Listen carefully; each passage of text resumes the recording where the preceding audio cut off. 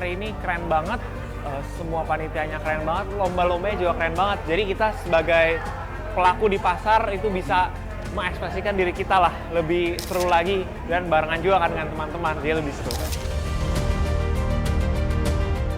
Menurut saya acara hari ini tuh seru banget dan bisa menambah pengetahuan kita nih. Dan juga saya ingin mengucapkan terima kasih kepada Kompasiana yang telah memberikan kami berdua tuh kesempatan untuk sesi sharing pada hari ini.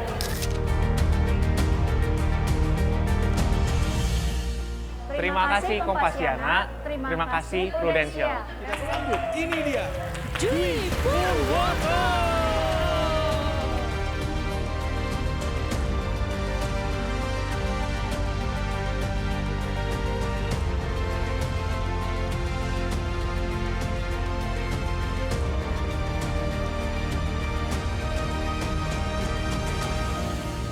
Kantor saya di Palmerah, di lift, itu ada tulisan besar.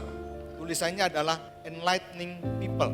Itu adalah pesannya Pak Jakob yang menjadi visi Kompas Gramedia, yaitu mencerahkan masyarakat.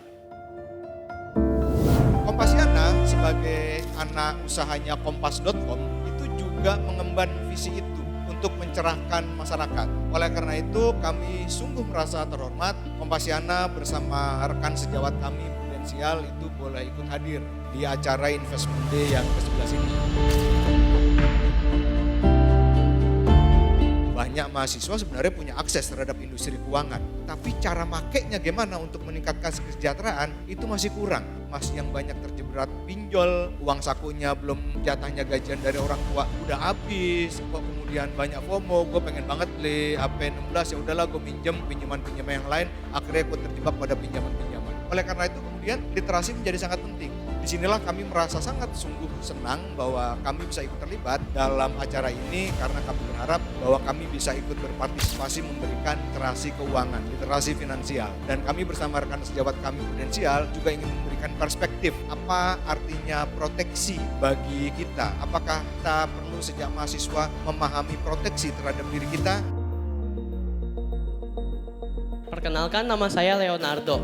Saya mahasiswa UBM. Saya ingin bertanya, Kak, seberapa pentingnya sih proteksi untuk mahasiswa gitu? Karena kan seperti yang tadi dibahas sama Kak Ayu Sara itu, kalau di segitiga investasi itu kan di paling bawah kan mencari penghasilan dulu. Dan juga saat presentasi di bagian umur, kita ini masih di fase pertama, di mana kita lebih fokus ke hemat dan juga mengurangi pengeluaran lah gitu. Tapi ini bertolak belakang dengan proteksi gitu, dimana proteksi kan kita malah harus mengeluarkan uang gitu. Jadi seberapa pentingnya sih proteksi di masa muda kita ini sebagai mahasiswa? Terima kasih.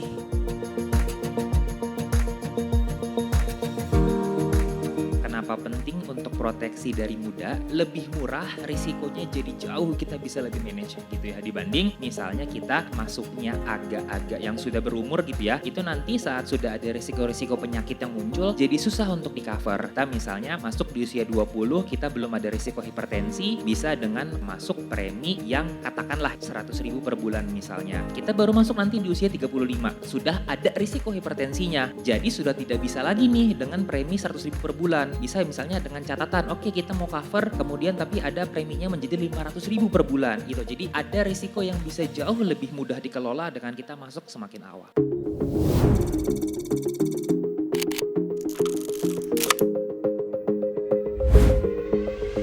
Kalau misalkan kita aja buat makan sehari-hari kurang, memang kita akan sangat sulit untuk memproteksi diri kita sendiri. Tapi kalau misalkan kita makan itu udah oke, dan kita ingin berinvestasi dan lain-lain, jadi itu tuh kayak kalau kita naik mobil, motor, ada gas, ada rem. Nah kita investasi itu gasnya, proteksi itu rem yang akan melindungi kita. Dan kenapa harus dari muda sebenarnya? Karena itu tadi lebih murah, beneran lebih murah.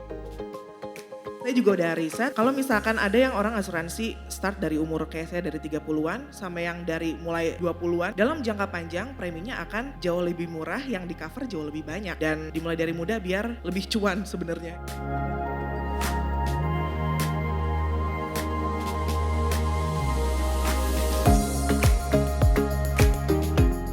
Nggak nggak ada masalah kita pengen reward yang cepat. Cuma ada satu pepatah ya, easy come, easy go. Saya cenderung orang yang mempercayai bahwa sukses itu bukan kebetulan. Jadi saya percaya bahwa sukses yang sustainable itu dibangun dengan disiplin, bukan dengan kebetulan.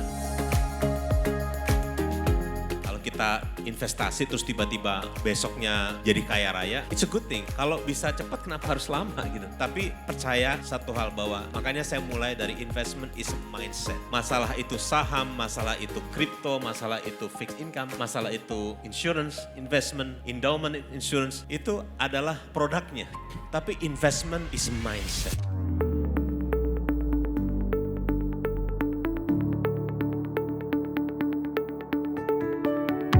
Jadi menurut kami untuk investasi tenang, aman, dan nyaman itu perlu 3 hal utama. Yang pertama, investasi harus sesuai dengan perencanaan keuangan. Dimana kalau kita investasi dengan dana dapur, kita investasi dengan dana darurat, ujung-ujungnya pasti loss teman-teman. Kebanyakan loss, tapi kalau cuan ya udah. Yang kedua adalah bedakan antara investor dan spekulator. Karena bagi spekulator, satu candle hijau bisa berarti bull market dan satu candle merah bisa berarti bear market. Dan kita tahu itu semua tidak bijak. Kita sebagai investor yang bijak melihat semuanya berdasarkan konteks. Dan yang terakhir adalah selalu utamakan resiko sebagai pertimbangan utama saat mengambil keputusan investasi. Karena bagi kita dalam melakukan investasi di pasar manapun, baik pasar modal, obligasi, dan lain-lain, yang pertama adalah survive dan yang kedua adalah keuntungan. Karena orang yang mengutamakan keuntungan belum tentu selalu survive, tapi orang yang selalu survive kayak percaya ujung-ujungnya pasti akan untung teman-teman.